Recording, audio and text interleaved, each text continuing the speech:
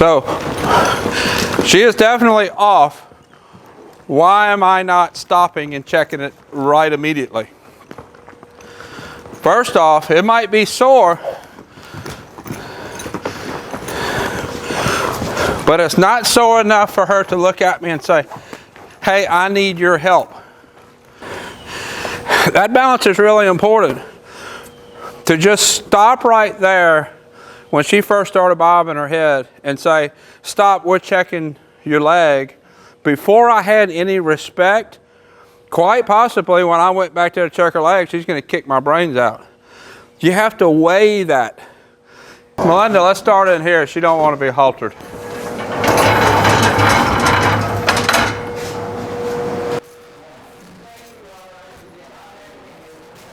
Now she's going to let me put the halter on.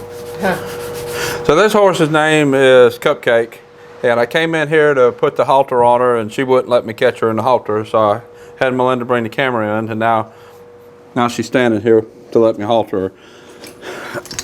When we get out in the arena, I'll kind of fill you in on what I was going on with her,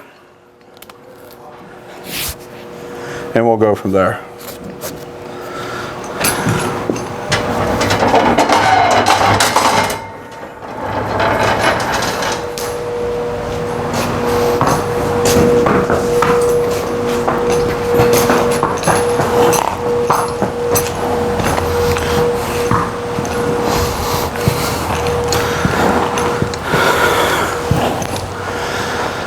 Cupcake, that's what they call her, Cupcake. Doesn't really fit her personality. I think I could think of a few other things to call her. And ain't none of them sweet. So she just came in, and I know she rides. She's got some ground issues. And just kind of issues with just generally being told what to do. See how I'm leading her around, she's looking out there, she's not paying attention to what I'm asking her to do. She's being real disrespectful to my authority. So as I'm leading her around, I'm kind of pulling her head around a little bit. See if she will bring her attention on me. She's not yet. So what I'm going to do is I'm going to start putting pressure on her until she brings her attention to me. I just wrote a blog article. It came out, I believe, yesterday from when we're videoing this, about when to put more pressure and when to back off. And she is exhibiting one of the things that I talked about as far as when to put more pressure on. She took the bit good, but now she's right back looking over there. I don't have her attention on me. And that exit right there is what makes this so dangerous. She's acting spooky, like she wants to spook, like she wants to jump at something. When she does, she's going to jump at me. And that's why this behavior can become really dangerous. Now let's start saddling her.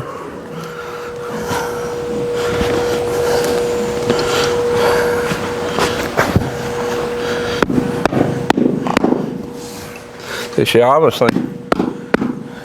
she's not scared. But if you look at her expression and look at her looking out over there, you could really easily get the impression that she's scared. And when they brought her in here the other day, she didn't want to come in the barn. She didn't want to go in her stall. I had to get the lunge whip and basically lunge her into the stall. That girth's going to be too short. Raven told me it was going to. And she told me to get this one. See how she's just putting her head down? She's ignoring me. If she was scared about the saddle, her attention would be here looking at what she's afraid of. A horse is not going to be afraid of something and ignore it. The horse is afraid of something, then they're okay with it. And that's how I know it's okay to keep proceeding, to keep going here, because she's ignoring here. I've got that bit a little bit loose in her mouth. I am going to just kind of watch how she handles that bit, what she does. I'm thinking I'm probably going to put the heavy snaffle bit on her at some point. Just then she was kind of tossing her head. Basically her complaining about the bit. And that heavy snaffle bit will stop that. See, now I'm tightening the saddle and I've got it pretty snug already. And she's still not paying attention to me. I'll back her up. To her, I am not worth attention. That balance is really important. To just stop right there. When she first started bobbing, I'm going to add more pressure to it. I'm going to add more mental pressure. I'll add some physical pressure. Before I had any respect. And I'm going to be kind of hard on her. Quite possibly when I went back there to check her legs, she's going to kick my brains out. What are you doing? You have to weigh that. Raven, would you throw me those bumpers, please?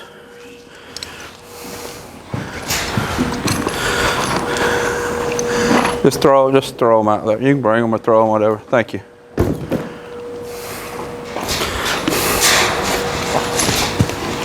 Look how close she put her foot to my foot. Horse knows where they're putting their feet. She's telling me that where she wants to put her feet is more important than where my feet are. That's not acceptable. I don't care where my feet are. You shouldn't put your feet on top of them.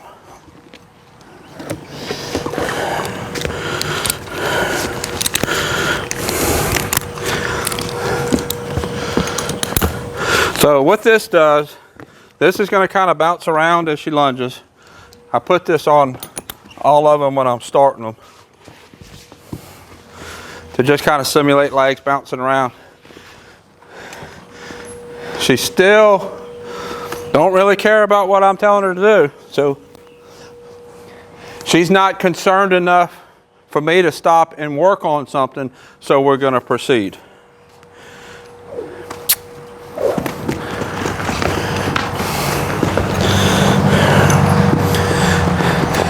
Now what I want to do is we're going to lunge her over here, and I'm going to ask her to put some effort into stopping, put some effort into turning, put some effort into going. But right there, she was looking at the cows and not looking at me. I didn't hit her. Looks like she might be a little off. We'll see if she works that out. I didn't hit her with the whip, but I definitely made it something for her to be concerned about. And that's the thing, right now she's not concerned.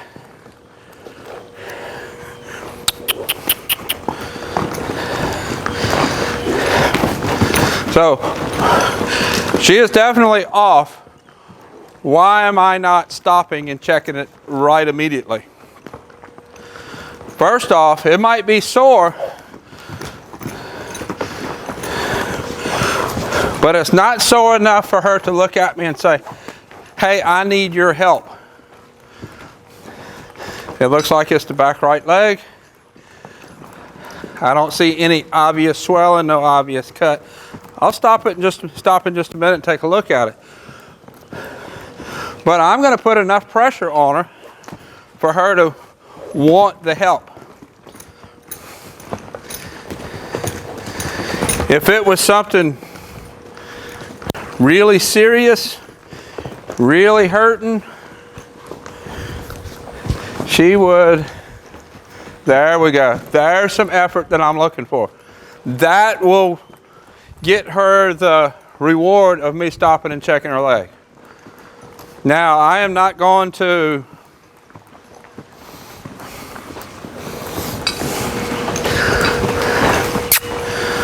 there we go. Getting her attention a little more.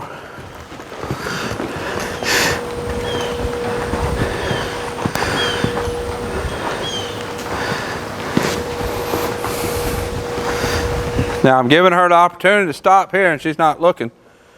Do you want to stop? You stop, I'll check your leg. If you don't respect me enough to give me your attention, when I get ready to check her leg, good chance she's going to kick at me.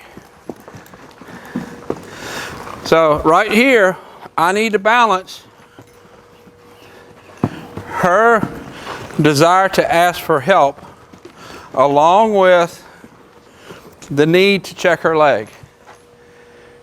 Good girl. That balance is really important. To just stop right there when she first started bobbing her head and say, stop, we're checking your leg. Before I had any respect, quite possibly when I went back there to check her leg, she's going to kick my brains out.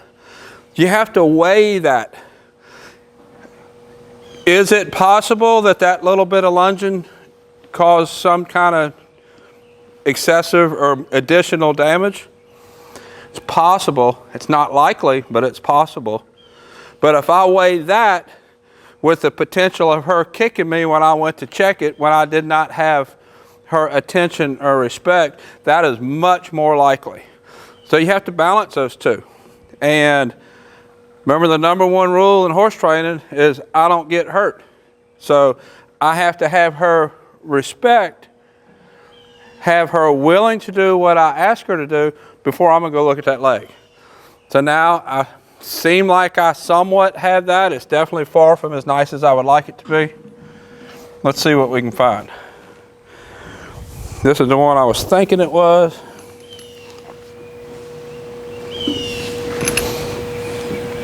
Give me a foot.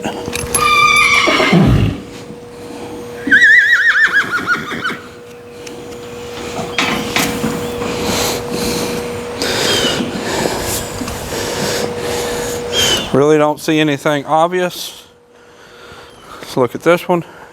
Notice how I'm approaching it. I'm going to be really cautious. I have the rope in this hand, so that if she threatens me, I could pull her head towards me, which would pull her back end away.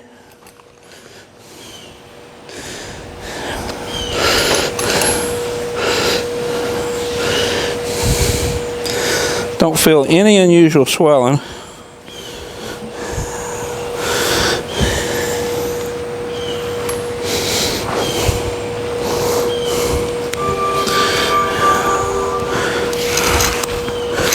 I'm going to go ahead and clean her feet out. See if I see anything.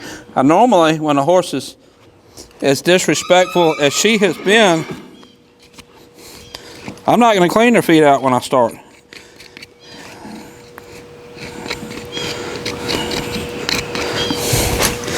Don't really see anything in that one. Let's check this one over here.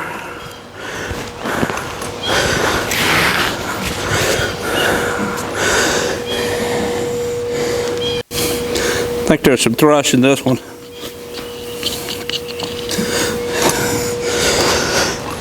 Thrush is basically like a fungus that'll get into the frog. That's what it looks like. There's an old scar on this leg.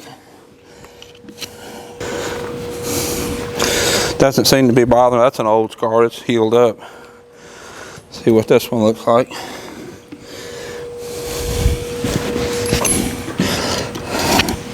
I don't see anything wrong with that one either. She could use trim, but I don't see anything wrong anywhere.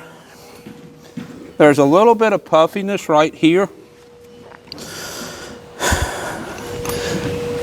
Not a lot.